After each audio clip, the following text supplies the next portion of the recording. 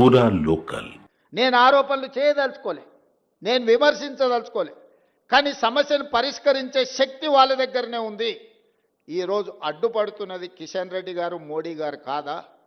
ఈరోజు రాష్ట్రపతి దగ్గర చిక్కుకున్న విద్యా ఉద్యోగ అవకాశాలలో 42% రిజర్వేషన్, స్థానిక సంస్థల్లో ఇవ్వాల్సిన 42% రిజర్వేషన్, చంద్రశేఖరరావు గారు తెచ్చిన 50% పరిమితిలోనే రిజర్వేషన్లు ఉండాలని తెచ్చిన ఆర్డినెన్స్ తొలగాలి అని అంటే కిషన్ రెడ్డి, మోడీ గారు రాష్ట్రపతి గారికి చెప్పాలి.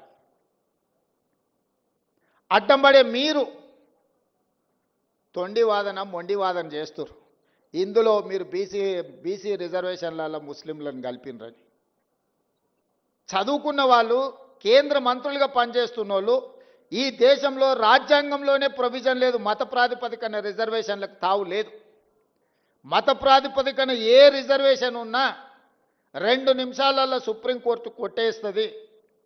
మేము పంపించిన బిల్లుల్లో కానీ, మేము పంపించిన ఆర్డినెన్స్లో కానీ ఎక్కడైనా మత ప్రాతిపదికన 1% 0.1% రిజర్వేషన్ అయినా ఉందా మీరు చూపించండి అని చెప్పి బీజేపీ, బీఆర్ఎస్ నాయకులను నేను అడుగుతున్నా.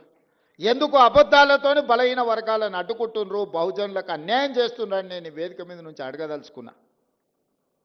చట్టంలో ఎక్కడా లేదు. నిజంగానే ఒకవేళ ముస్లిం రిజర్వేషన్లను తీయాలన్న ఆలోచన మీకు ఉంటే, మీ సిద్ధాంతమే అదైతే, నాగ్పూర్లో ఆర్ఎస్ఎస్ కేంద్ర కార్యాలయం ఉంటుంది. 1970 నుంచి దాదాపుగా 20-25 ముస్లింలో ఉన్న ముస్లిం మతాన్ని పాటించే సామాజిక వర్గాలకు బీసీ రిజర్వేషన్ మహారాష్ట్రలో ఉంది. మీరు తొలగించగలరా? గుజరాత్, నరేంద్ర మోడీ గారు పుట్టి పెరిగిన గుజరాత్ రాష్ట్రంలో ఈరోజు ముస్లిమ్స్కి బీసీ రిజర్వేషన్లు వస్తున్నాయి. నరేంద్ర మోడీ గారు గుజరాత్లో తొలగించగలరా?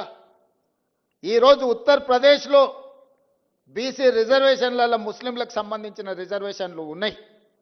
ఉత్తరప్రదేశ్ నుంచి ప్రధానమంత్రిగా ఉన్న నరేంద్ర మోడీ గారు మీరు ఉత్తరప్రదేశ్లో తొలగించగలరా? దూదేకులు కానీ, నూరు భాష కానీ, ఇతర ముస్లిం వెనుకబడిన వర్గాలు మొదటి నుంచి బీసీలలో రిజర్వేషన్లు ఉన్నాయి. మన దగ్గర కూడా దూదేకులకు రిజర్వేషన్ ఉంది, నూరు భాష ఉంది. అదేవిధంగా బార్బర్ కమ్యూనిటీ, కటింగ్ చేసే వాళ్ళు ముస్లింలలో ఉన్నారు. కుల వృత్తులు, బట్టలు ఉతికే వాళ్ళు ఉన్నారు, దూది నేసే వాళ్ళు ఉన్నారు. వీళ్ళందరికీ కూడా బలహీన వర్గాల కింద రిజర్వేషన్లు ఉన్నాయి. 50-60 సంవత్సరాల నుంచి వాళ్ళకి రిజర్వేషన్లు ఉన్నాయి. ఇవాళ కొత్తగా ఎవరు ఇచ్చింది లేదు.